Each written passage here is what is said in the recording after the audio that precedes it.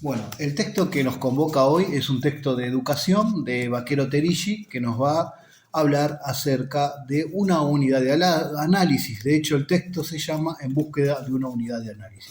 ¿Y qué es una unidad de análisis? Bueno, es buscar el análisis de una situación.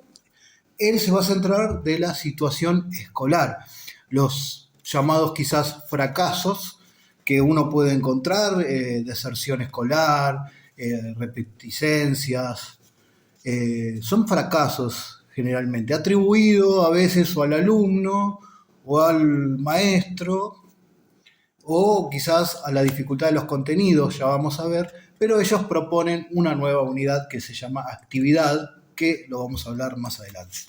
Bueno, Baquero es psicólogo educacional, nos va a decir que el objetivo de la psicología educacional es el aprendizaje escolar, pero para llegar a eso nosotros tenemos que saber que el aprendizaje escolar se da justamente dentro de un dispositivo que es el dispositivo escuela, que no es un dispositivo natural, que nosotros para poder hacer todos estos análisis tenemos que desnaturalizarlo, ¿no? Es artificial, la escuela no es natural, es artificial. Es un aprendizaje escolar totalmente descontextualizado, no es natural la escolarización masiva, obligatoria. Es un proyecto político y social. Un proyecto político y social porque pretendió hacer algo con esos niños que lo iban a educar, formar ciudadanos. Tenemos que entender que esto es una cuestión histórica muy reciente, ¿no? Del modernismo, más específicamente finales del siglo XVIII, principios del siglo XIX, acerca de la escolarización, ¿no? De la infancia. Vamos a encontrar, por ejemplo, que no es natural un niño escolarizado. La escuela no es natural. Soy repetitivo en eso porque quiero que se entienda, ¿no? Se procesó la infancia como inmadura, pero como carentes de algo, ¿no? Infante, no tiene algo, como que no tiene cultura y no tiene acceso a la cultura del adulto y es dependiente y controlado por el adulto. Eso es lo que nosotros nos dio el proceso histórico de la formación del alumno, de la niñez, vamos a decir, ¿no? Y la escolarización fue normalizada, si se quiere, o legitimada a través de las ciencias como la pedagogía o la psicología también, con los test de inteligencia, de capacidades, fueron creando legitimidad hacia la gente.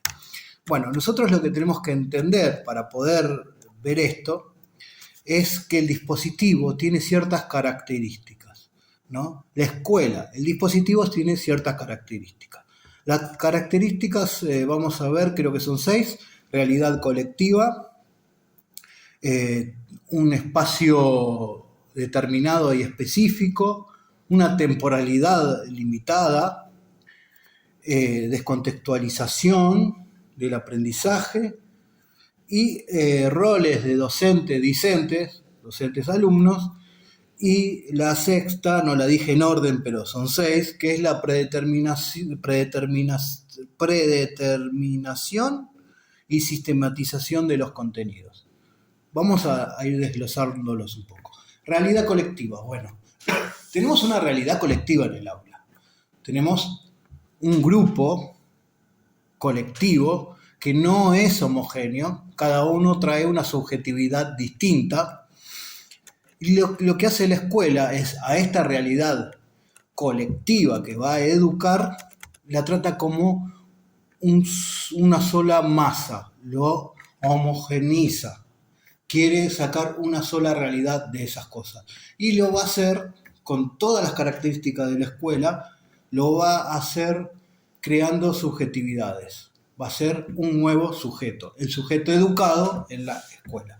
O sea, realidad colectiva es un grupo colectivo totalmente diverso que es tratado de manera homogénea por el dispositivo.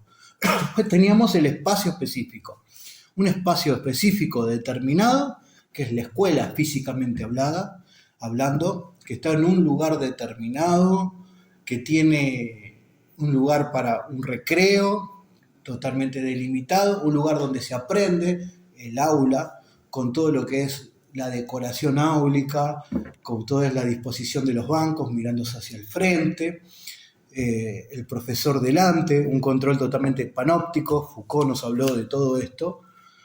Y un espacio, por ejemplo, dentro de la hoja, se escribe dentro de unos márgenes determinados que no se pueden pasar, y las tareas se hacen hay tareas para hacer en el lugar y tareas para hacer afuera. El espacio específico determina el adentro y el afuera. Después tenemos el límite temporal específico, que son las horas. Ahí podemos situar varias cosas. Primero, que la escuela lo que hace es modifica la vida social general. Los padres se mueven llevando a los chicos a la escuela en un determinado horario, hay caos en la ciudad en esos horarios, uno se tiene que arreglar de la manera de poder los chicos estar en el aula en ese tiempo determinado. Después, dentro del aula, el límite también, las clases son 40 minutos por hora, a veces tenemos 2 horas de 40 son 80 minutos, con un recreo. Se pretende que en ese tiempo determinado se pueda entender un concepto que quizás pueda a uno llevarle más tiempo que a otro. El recreo, 5, 10 minutos, 15 minutos más largo.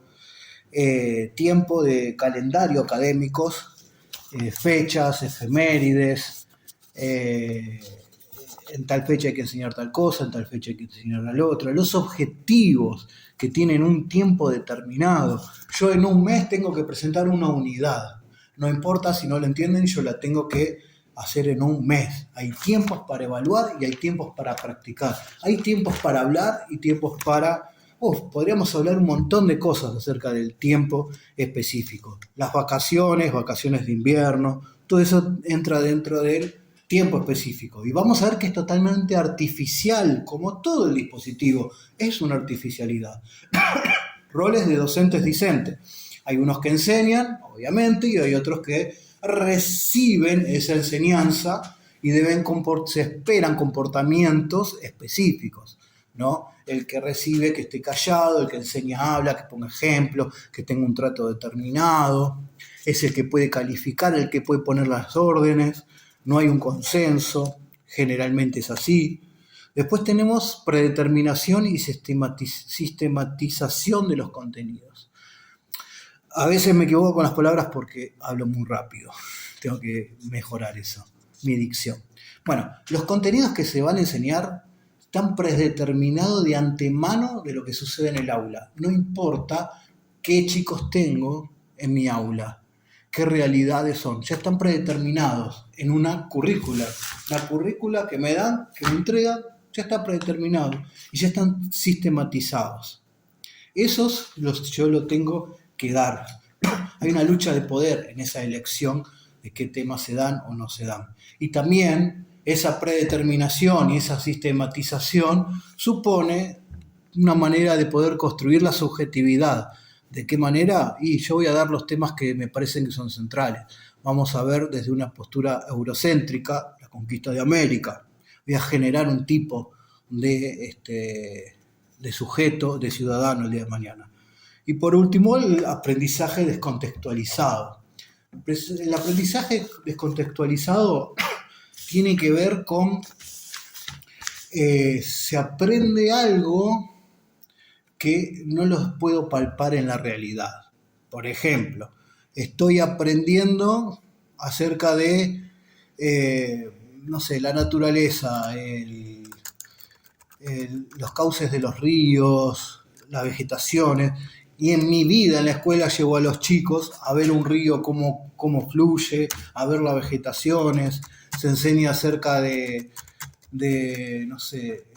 cuestiones de matemática, de geometría, pero no se los hace pensar que eso tiene un porqué en cuanto a la observación de cuerpos, en cuanto a las medidas, en cuanto al trabajo técnico. Está totalmente descontextualizado. Se habla dentro de la escuela de lo de afuera. ¿Se entiende? La descontextualización no está contextualizado. Yo aprendo cómo es una sal, una reducción de una sal en la fórmula, pero en mi vida vi cómo se hace en el laboratorio. Esa es la característica esas son las características, ¿no?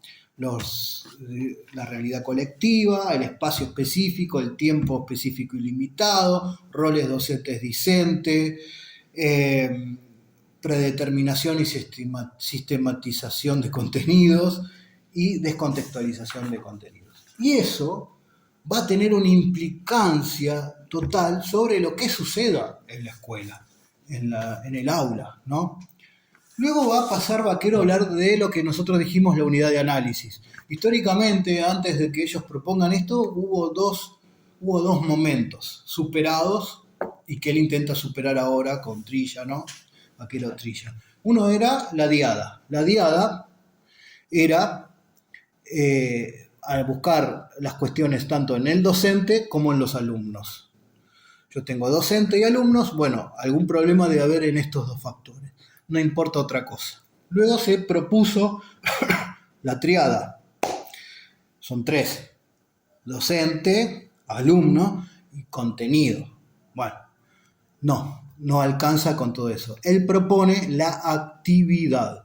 ¿Y qué es la actividad? Bueno, la actividad es lo que se realiza, dónde se realiza, cómo se realiza y las realidades que implica.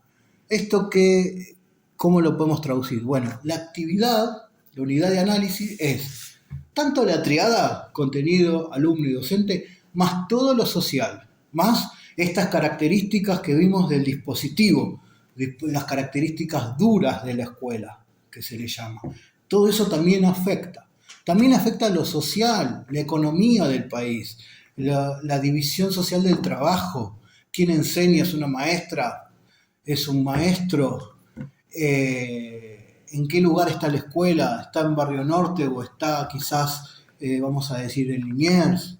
Todo eso, la realidad social, tiene que ver, ¿no? Va a decir Vaquero que tanto el objeto, tanto el alumno, tanto los maestros, tanto los instrumentos, tanto la realidad social es lo que nos va a dar la verdadera unidad de análisis para saber dónde están las problemáticas, que son muchas en la educación. Bueno,